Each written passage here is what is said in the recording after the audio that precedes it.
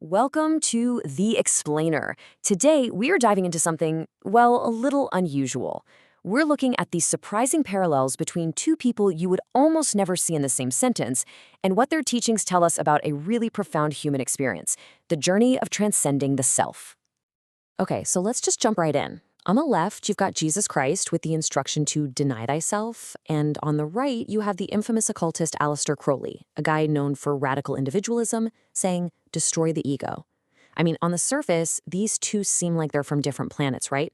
Total polar opposites. But what if we look a little deeper? What if, from an esoteric perspective, they're actually pointing to the exact same inner process? So how on earth can two figures, who are framed so differently in history, possibly share such a fundamental spiritual idea at their core? Let's unpack that. Now, even though the language is totally different, deny thyself versus destroy the ego, look at what they're both targeting. It's the same thing, that lower, false self, the part of us made up of all our attachments, our fears, our vanities. And even more interesting is what's left over. For Jesus, it's about finding union with God. For Crowley, it's about discovering your true will. See the pattern? Both paths are about letting go of a temporary identity to find a much deeper, more permanent one. And this distinction is absolutely crucial. Neither of them are talking about, completely annihilating who you are. Not at all.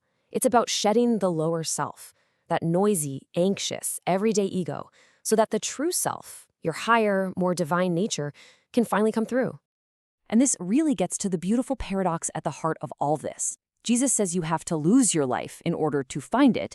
Crowley talks about surrendering the mask you wear every day to finally see your true face. In both cases, what looks like a death or a loss is actually a profound liberation. So yeah, the methods might look different on the surface. One is framed as surrender, the other as realization. But at the end of the day, they're aiming for the exact same thing, to dissolve that small, false ego, so you can align with a much larger divine reality. Okay, so let's zoom out for a second, because this gets so much bigger. This isn't just a weird quirk between two figures from the West. This is a pattern you can find all over the world. And this brings up a really fascinating question, right? Is this whole Jesus and Crowley thing just a strange coincidence, or have we accidentally stumbled upon a fundamental blueprint for human spiritual experience? Well, it turns out this pattern is absolutely universal. I mean, look at this.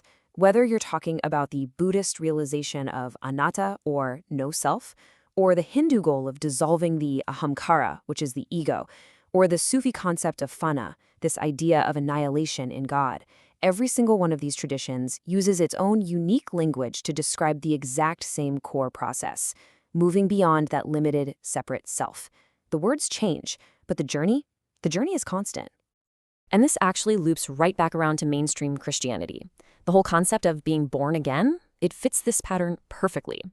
It is the symbolic death of the old limited self, so that a new, true self, one that's aligned with a higher power, can be born. It's the universal story of death and rebirth, and you find it in myths and spiritual practices all over the globe. All right, let's dive into what is probably the most nuanced part of this whole comparison, these seemingly opposite ideas of acting from a place of love versus acting from your own will. So, St. Augustine gives us this famous, beautiful framework: love and do what you will. The idea here is that if your actions are truly, genuinely rooted in a deep, divine love, you literally can't go wrong. Love becomes your ultimate compass. And then you have Crowley's famous, and let's be honest, often really misunderstood phrase, do what thou wilt. Taken by itself, it just sounds like a recipe for selfish chaos, doesn't it? But the secret, just like with Augustine, is hidden in what will actually means in this context. And this is the absolute key. Crowley's true will is not the ego's passing whims. It's not about what you want for lunch or what you feel like doing on a Tuesday. It's your deepest purpose, your unique function in the universe that's already in harmony with everything else. A will that, according to Crowley himself, has to be exercised with love. So think about it this way: an egoic whim, acting on impulse, that just creates chaos. But acting from your true will aligns you with a deeper purpose and, yes, with cosmic love. What this means is that both Augustine and Crowley are pointing to the same incredible truth. Real freedom only happens after the ego is transcended, and your actions are aligned with a higher, loving principle. Okay, so this brings us to our final and maybe most important takeaway. How do we actually see this common journey without getting totally hung up on the divisive labels? Comparing figures like Jesus and Crowley can be tricky because people are, understandably, deeply attached to their beliefs. So a respectful approach here is everything. It's not about saying they're equivalent. They're not. It's about seeing that their teachings resonate. We have to acknowledge the different frames and practices, but the real magic is in focusing on the shared inner experience they both point to. After all, different maps can still describe the exact same territory. And when you really boil it all down, this shared journey can be broken down into a pretty clear universal pattern. First, you start as the ordinary, separate self. Then comes the death, the transcending or dissolving of that ego. This leads to a rebirth, an awakening to your higher, truer self. And from that point on, you live in alignment with a universal principle, whether you call it love, or God's will, or true will, or the Tao. And just to be super clear, the goal here is not to flatten all religions and say they're all the same. They're not.